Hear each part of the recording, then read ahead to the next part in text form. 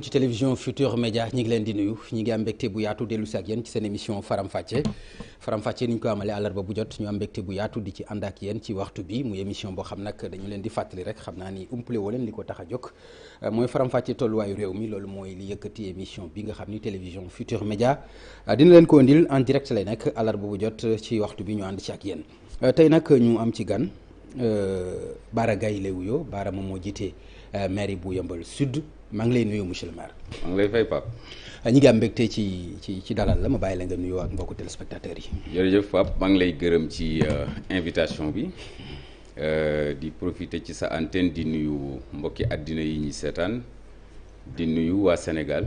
di nuyu particulièrement aussi waa commune de Yeumbeul Sud. jërëjëf dégguma nga wax waa PDS yi nga bokkal parti. Yeumbeul commune Sud ñu ngi ci biir àdduna bi ñu ngi ci biir Sénégal particulièrement dama foogoon di nga ko ñu ngi ci biir àdduna bi ñu ngi ci biir Sénégal Sénégal ñu ngi ci biir commune de Yeumbeul Sud nga may ma commencé ci ñetti mbir yu ma jàpp ni am na solo trop dama bëgg a beral nuyoo benn jëmm gërëm ñenn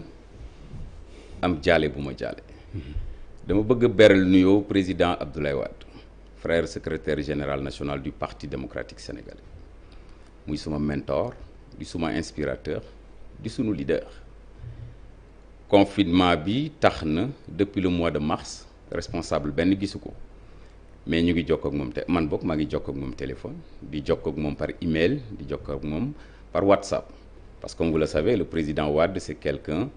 boo xamante ni il est très imprégné ci technologie de l'information et de la communication di ñaan yàlla mbas mi gaaw a jeex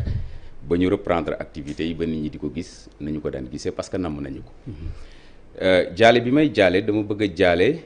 koo xamante ni bi mu génnee àdduna ba léegi yàlla dogalul ma ñëw ci télévision yi muy Serigne Papa Malick Sy ibn Serigne Babacar Sy yàlla dogal mu nekkoon suma papa toog na ci jataay ba tàyyi ni Bara Gaye suma doom la mooy suma taaw bu góor donc yàlla dogal aussi ñi ma jege xam nañu ne génn àddunaam dafa def jeexital bu mag ci man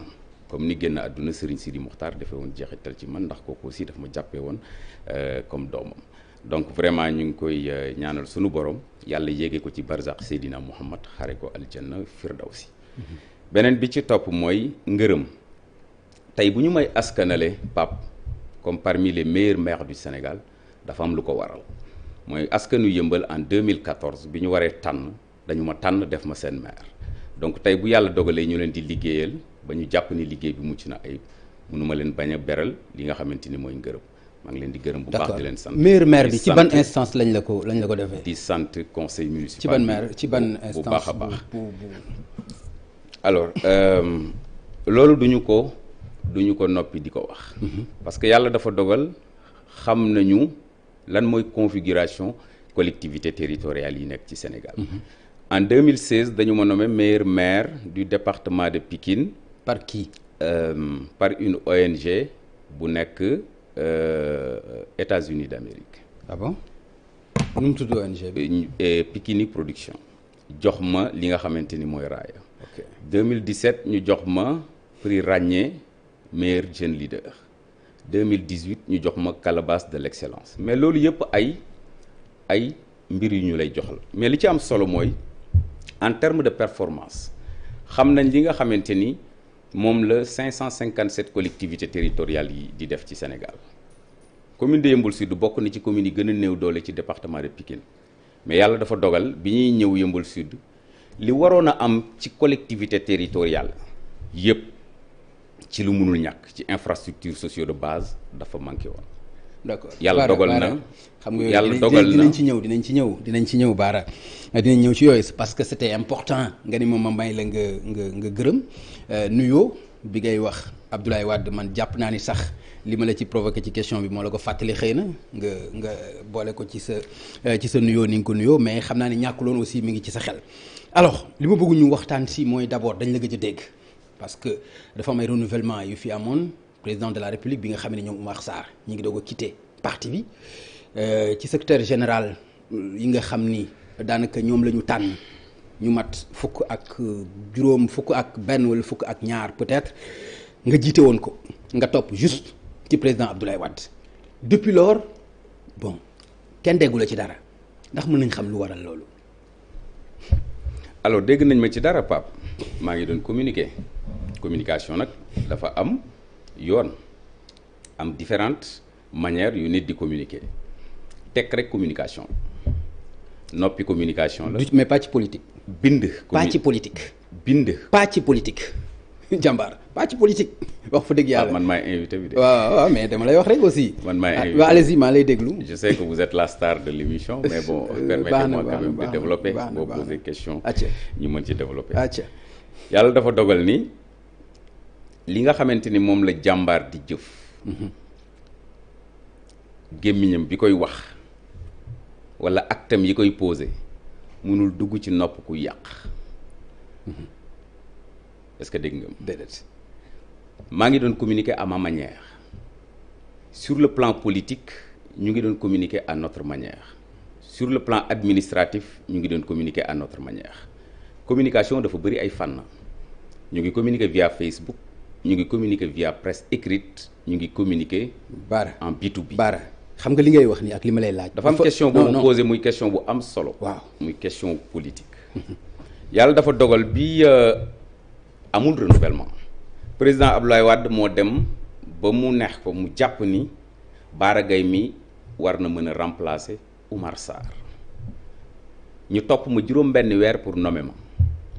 may gàntal li taxoon ma doon gàntal mooy dama jàpp ni dañu nekk ci benn parti boo xamante ni c'est un parti de pouvoir PDS dafa def 26 ans ci opposition bi ñëw gouverner réew mi pendant 11 ans alors tey jàpp naa ni sañe bi metti woon na metti boo xamante ni il fallait ñu conserver doomi PDS yëpp et li may wax nii je prends à témoin le porte-parole du parti Tafsir Thioye jour bi président di wax ni dem leen jël li ma Bara Gaye mu ñëw fii